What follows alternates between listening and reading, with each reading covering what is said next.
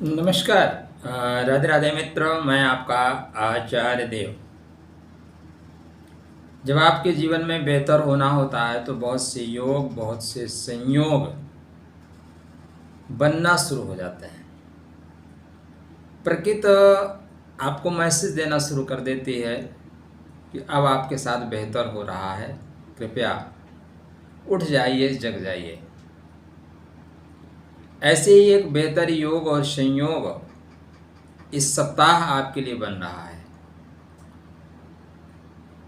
2 तिथियां ऐसी आएंगी जिनका आप सुंदर उपयोग कर सकते हैं। तो यह तिथि आपके जीवन में परिवर्तनकारी तिथि साबित होगी। तो उत्तिष्ठ जागृत वरान नवोदत, उठिए, जागिए और इन तिथियों का पूर्णतया लाभ उठाइए। एक तिथि होगी 20 तारीख बुधवार, मतलब कल नहीं परसों, और 1 तारीख होगी 21 तारीख गुरुवार। ये 2 तिथियां ऐसी तिथियां हैं जिनका आप उपयोग करके, जिनका प्रयोग करके अपने गुरु को बेहतर कर सकते हैं। गुरु ब्रह्मा गुरु विष्णु गुरुर्देवो महेश्वरः, गुरु साक्षात पारब्रह्म तस्मै श्री गुरुवे नमः। तो आपके बर्थ चार्ट पे गुरु महाराज जिन भावों के कारकत्व को लेके चलते हैं, उन भावों को मजबूती प्रदान करने के लिए, उन भावों में स्थायित्व देने के लिए, साथ ही गुरु के नक्षत्र जिन जिन पार्ट पे सपोर्ट कर रहे हैं, उन पार्टों को, उन अंगों को मजबूत करने के लिए आप इस दिन का उपयोग अवश्य करिए। वीडियो 8 से 10 मिनट का होगा, लेकिन आपके लिए अत्यंत उपयोगी होगा। उपयोगिनः जीव लक्षणम। तो आज इस वीडियो पर बात करेंगे गुरु की मूल त्रिकोणीय राशि, गुरु का मूल त्रिकोणीय लगन, धनु लगन, धनु राशि के जातकों के लिए। आप अपने गुरु को यदि ठीक कर सकते हैं तो आपका व्यक्तित्व अच्छा होगा, स्वास्थ्य अच्छा होगा, मान सम्मान की प्राप्ति अच्छी होगी। साथ ही आपके बर्थ चार्ट पे गुरु महाराज सुख के स्वामी हैं, और सुख किसी चिड़िया का नाम नहीं है। सुख समग्रता का बोध कराता है, समग्रता को लेकर चलता है। आपको सुखी होने के लिए जीवन में क्या चाहिए? पैसा। पैसे से सुख आता ना तो बैंक में बहुत पैसे थे, बैंक से आप पैसे ले लेते, या बैंक बहुत सुखी होता। समग्रता देता है गुरु, मान सम्मान देता है गुरु। आपके बर्थ चार्ट पे आपको सेहत अच्छी देगा, और अच्छी सेहत ही अच्छे दिमाग की पहचान है। तो गुरु महाराज धनु लगन, धनु राशि के जातकों के लिए गुरु महाराज की स्थिति बेहतर होगी तो आपकी जिंदगी में भी स्थिति बेहतर होगी। तो पहली डेट आ रही है मित्र 21 तारीख, 20 तारीख, और दूसरी 21 तारीख। पुनर्वसु का योग आ रहा है। कौन सा योग आ रहा है? पुनर्वसु। जीवन में आप गिर गए, उठ के खड़े नहीं हो पा रहे हैं, या आपका निकम्मापन है। गिरना निकम्मापन नहीं है, उठ के ना खड़े हो पाना आलस्य का प्रतीक है। उत्तिष्ठ जागृत, उठिए, जागिए। बहुत कम लोग होते हैं जो एक बार में सफलता प्राप्त करते हैं। यहाँ तो हमारे आदर्श, जिनको हम आदर्श बना के रखे हैं, उनको आप जीवन में देखेंगे एक बार में सफलता नहीं मिलती, बोलते हैं बेटा कोई बात नहीं, दोबारा ट्राई करिए।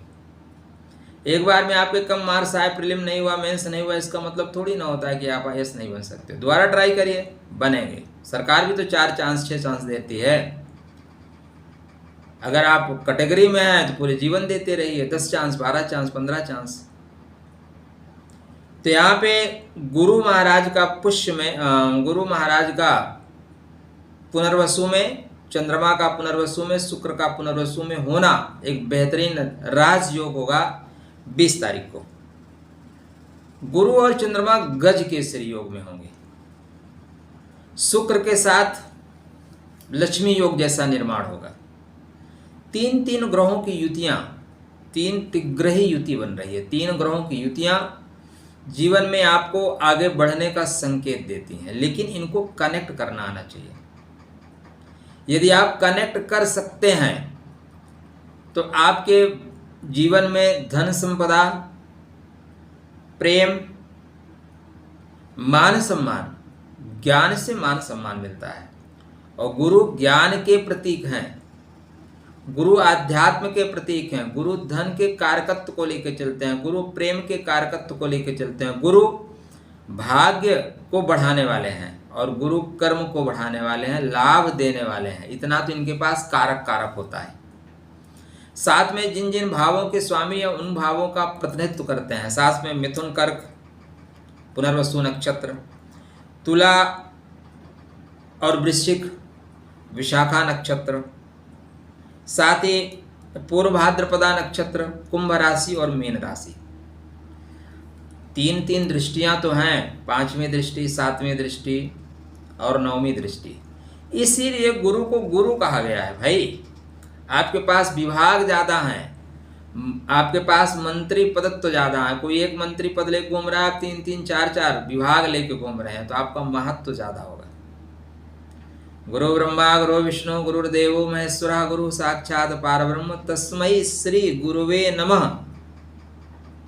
गुरु को कहा गया है कि आप ब्रह्म स्वरूप में बनिए, फिर विष्णु स्वरूप में बनिए, नारायण के स्वरूप में आइए और फिर महेश के स्वरूप में आइए और अंत में पार ब्रह्म बन जाइए। तो पहला काम क्या है? निर्माणात्मक होइए। ब्रह्मा जी क्या है? निर्माण करने वाले हैं। विष्णु जी उसका पालन पोषण करने वाले हैं और भगवान शिव बाद में, अब भगवान शिव के जो अवतार नहीं, उनका दूसरा स्वरूप है महेश। महेश मतलब काट छांट करने वाले बनिए। पॉइंट क्या है मित्र कि 20 तारीख को पुनर्वसु, 21 तारीख को गुरु पुष्य योग बन रहा है। ठीक है, ध्यान दीजिएगा। इस बार इस सप्ताह में 3 योग बन रहे हैं। आज 2 की बात करेंगे, एक फिर दूसरे तीसरे की अगले वीडियो बात करेंगे। वीडियो आपको अच्छा लगे तो शेयर करिएगा, आए हैं तो लाइक या डिसलाइक करके जाइएगा। आप में से बहुत से लोग आते हैं, पता ही नहीं चलता कि जैसे नकाब बांध के आए हैं और देखे चले गए। लाइक डिसलाइक किया करो भाई। चोरों की तरह आना, चोरों की तरह चले जाना अच्छी बात थोड़ी ना होती है। ऐसा आपने क्या पाप किया है कि नहीं कर पा रहे हैं? उंगली में दर्द तो नहीं है? दर्द है तो रोगान शेषान पांच तुष्टा अरुष्टा तुकामान शकलान विष्टान, इस मंत्र का जाप करिए, हो सकता है। तो मित्र 20 तारीख को पुनर्वसु और 21 तारीख को पुष्य नक्षत्र है। 2 डेट को याद रखिएगा। देखो, जीवन में आप किस क्षेत्र में हैं वह महत्वपूर्ण है, किस स्थिति में है वह महत्वपूर्ण है।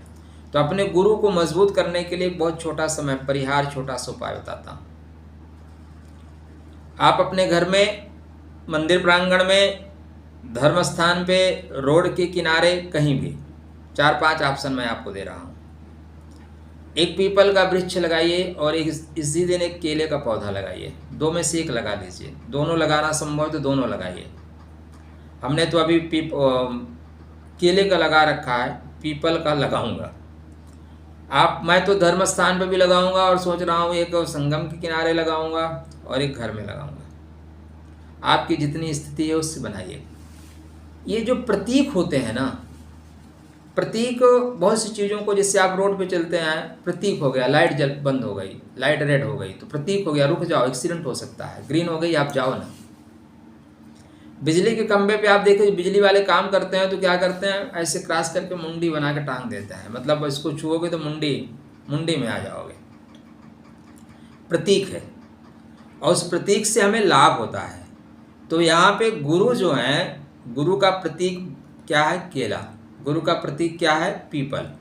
पीपल का जो पौधा है इस दिन आरोपित करिए। 2 डेट मैं आपको बता रहा हूँ, ठीक है, एक नहीं।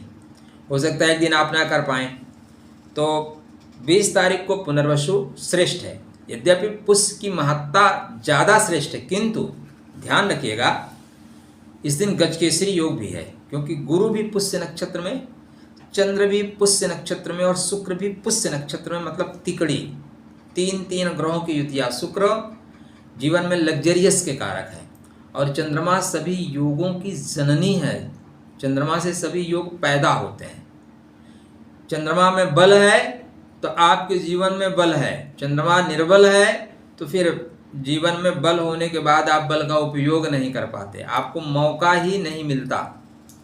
तो 20 तारीख और 21 तारीख पुनर्वसु और पुष्य दोनों का उपयोग करिए।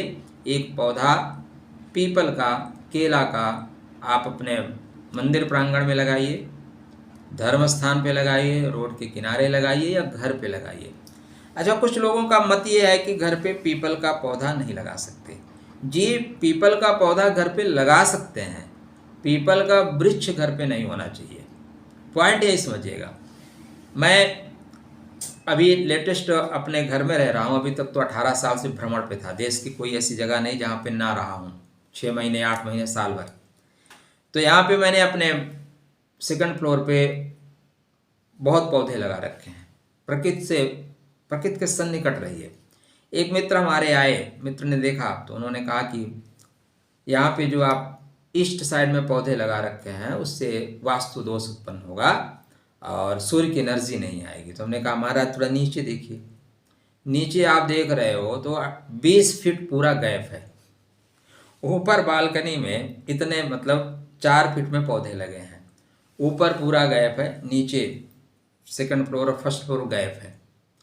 वहाँ से सूर्य की एनर्जी नहीं आएगी। सूर्य की एनर्जी इन्हीं पेड़ में आके टकराएगी क्या? तो वास्तु को समझिए। वास्तु का मतलब वस्तु का सही जगह रखा होना है, लेकिन वास्तु का भ्रम मत बनाइए। और पौधे लगाने से आपके ग्रह खराब नहीं होंगे या यूट्यूब पे व्यूज बढ़ाने का विषय है। छोटे छोटे पौधे हैं भाई। तो आप गमले में भी केला लगा सकते हैं, गमले में भी आप पीपल लगा सकते हैं। जब तक पीपल के वृक्ष की छाया आपके घर पे पड़ना शुरू कर दे, वो आपके घर को आच्छादित कर ले, घर को ढक ले, तब नुकसानदायक है। जिस पीपल में 1000 से ज़्यादा पत्ते हो जाएं तब शास्त्रकार उसको बोलते हैं कि घर पे नहीं लगाना चाहिए। आप गमले में लगाओगे, गमले में उसकी औकात ही कितनी होगी, जितनी मिट्टी दोगे उतने तो पत्ते आएंगे बेचारे को। ठीक है ना भाई? आप शेर पाल सकते हो लेकिन पिंजड़े में रखो ना। घर में खुला छोड़ दोगे तो दिक्कत होगी, पिंजड़े में रखो। तो आप लगाइए। किस में लगाइए? केला अब तो बहुत बड़ा होता है, 8-10 फीट का। हमने लगा रखा है, वो 1.5 फीट से बड़ा हो ही नहीं रहा है, क्योंकि मिट्टी उतने उसको दे रहे हैं। आप उसी तरह पीपल का पौधा लगाइए। कितने गमले में? 50 पत्ते, 100 पत्ते से ज़्यादा होंगे ही नहीं। अच्छा ये है, अच्छा तो ये है कि उस पीपल का जितना विकास होगा उतना आपके जीवन में समृद्धि आएगी। इसलिए कोशिश करें वह पौधा आप रोड के किनारे लगाएं, मंदिर प्रांगण में लगाएं, धर्म स्थान पे लगाएं, विद्यालय में लगा दें। ठीक है? उससे जितना वो पुष्पित पल्लवित होगा जीवन में आने वाले समय में, उतना आपका जीवन पुष्पित पल्लवित होगा। या आप गुरुवार को कर सकते हैं, गुरु पुष्य नक्षत्र है, और बुधवार को कर सकते हैं। 3 ग्रह पुनर्वसु में हैं। किंतु यदि आप रोड पे हर आदमी तो नहीं लगा सकता। अब आप ऐसे जगह, मान लीजिए आप बड़े शहर में हैं, वहाँ जगह ही नहीं, आप लगाए, म्यूनसिपालिटी वाले उखाड़ के फेंक दिए, तब आप गमले में लगाओ।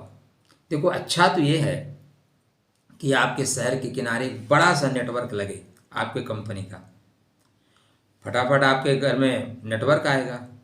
लेकिन अब अगर नेटवर्क लग ही नहीं रहा है तो आप क्या करो भैया, वाईफाई लगा लो। वाईफाई सेकंड विकल्प है। फर्स्ट विकल्प तो क्या है कि उनको बोलो भैया एक नेटवर्क लगा के दे।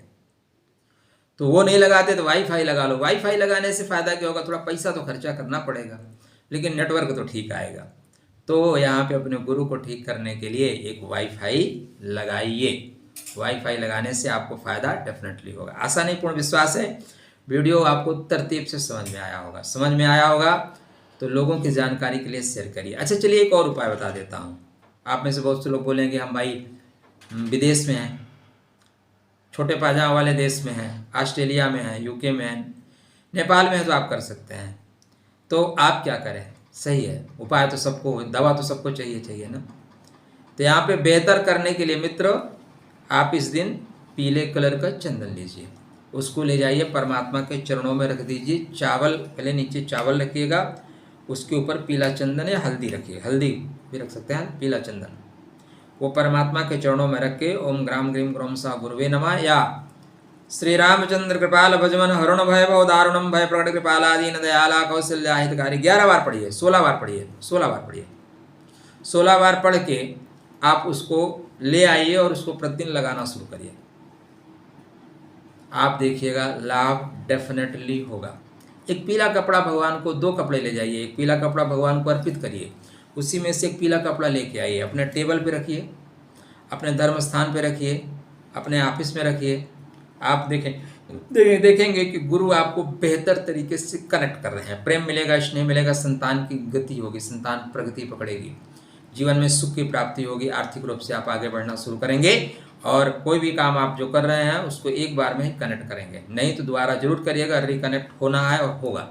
पुष्य नक्षत्र का अपना महत्व है, गुरु पुष्य योग बन रहा है, श्रेष्ठ योग बन रहा है। उत्तिष्ठ जागृत वरान बोधत, उठिए जागिए, सफलता प्राप्त करिए। वीडियो अच्छा लगे तो शेयर करिए। हमारी तरफ से आपको अनंत शुभकामनाएं। यहाँ से अब आपको पीछे मुड़ के नहीं देखना है। हाँ, कुछ लोग बकवास करते हैं कि हमारे साथ अच्छा नहीं हो रहा है। प्रभु, आप इस गोला के व्यक्ति नहीं हैं, आपकी पोस्टिंग गलत गोला पे हो गई है, आप कहीं और प्रयास करिए। अपने आप को उर्वरक बनाइए। यदि आपने अपने आप को उर्वरक बनाया तो प्रकृति आपके अंदर बीज डाल देगी, आपके अंदर हरियाली आएगी। यदि आपके अंदर हरियाली नहीं आ रही है, इसका मतलब आप अपने आप को उर्वरक नहीं बना रहे। इसलिए उत्तिष्ठ जागृत। राधे राधे। जय श्री कृष्णा। कृष्णाय वासुदेवाय, हरे परमात्मने प्रणतक्लेशनाशाय गोविंदाय नमो नमः।